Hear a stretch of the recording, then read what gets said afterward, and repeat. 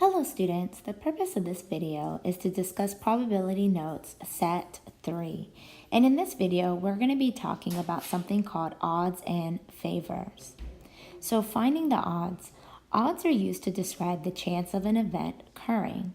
The odds are the ratios that compare the number of ways the event can occur with the number of ways that an event cannot occur.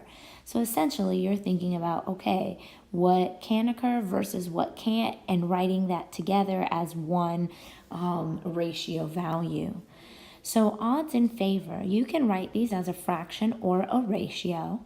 The odds in favor is the ratio of the number of ways that an outcome can occur compared to how many ways it cannot occur.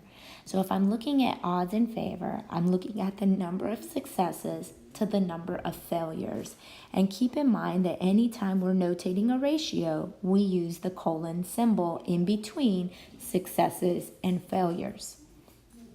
Now, if I begin talking about the odds against, you can also write these as a fraction or a ratio.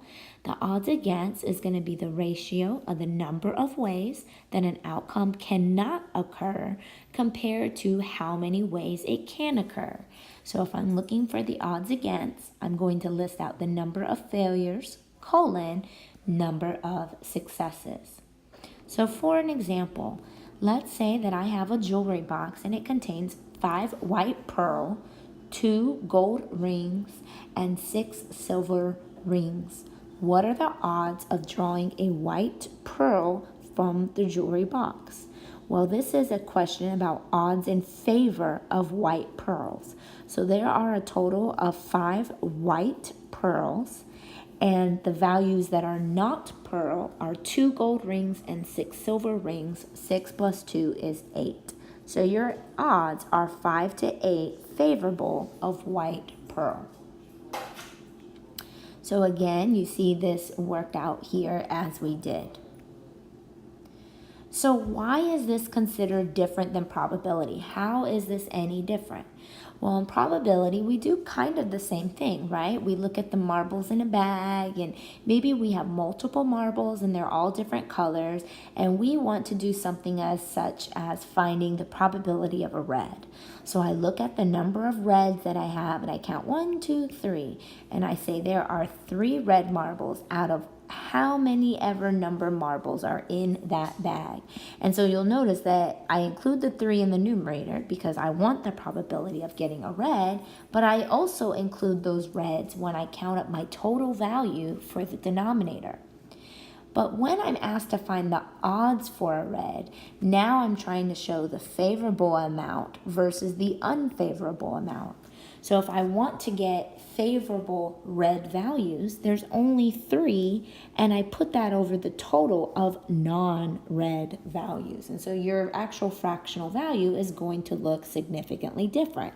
So I go from having 3 over, let's see, we got 1, 2, 3, 4, 5, 6, 7, 8, 9, 10, 11, 12 total marbles versus over here we have 3 over, in that case we'd have 9 total marbles. Now, if I want to find the odds against red, so these are all the values that are not red versus here are the values that are red. So my fractional value flips to 9 over 3. Now, expected values. When you play a lottery game, there is a difference in these two questions. How much money do you expect to win versus how much money do you hope to win?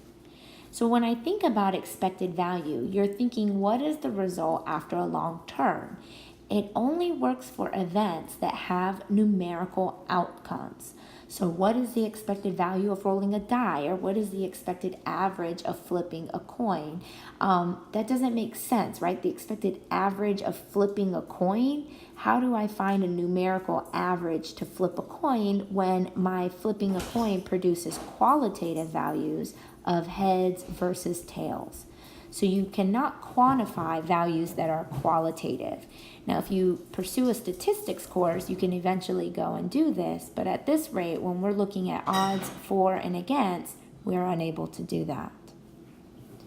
So how do you go to find an expected value? It is simply the sum of all of your x's times their respective probabilities. So remember that all of your x's are going to be the possible numerical outcomes that you could get. So you're going to have to look at what are all the possible outcomes and what are their respective probabilities. So for example, let's say I want to toss a single unfair die.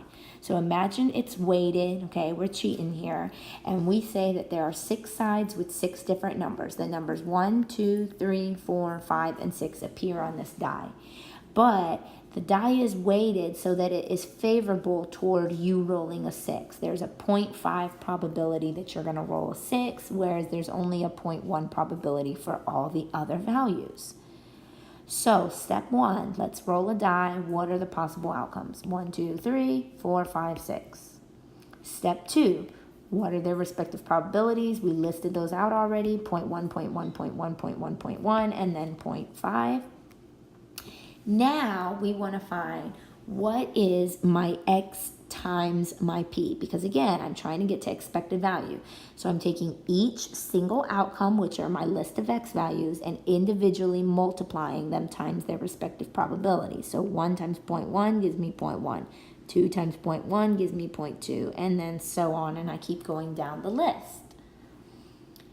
So now that I want to find the expected value, I concentrate on this row of x times p values, and I'm going to sum them up. So the summation notation of x times p, this just means add them all up.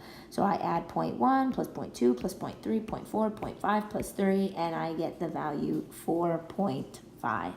And that represents my expected value.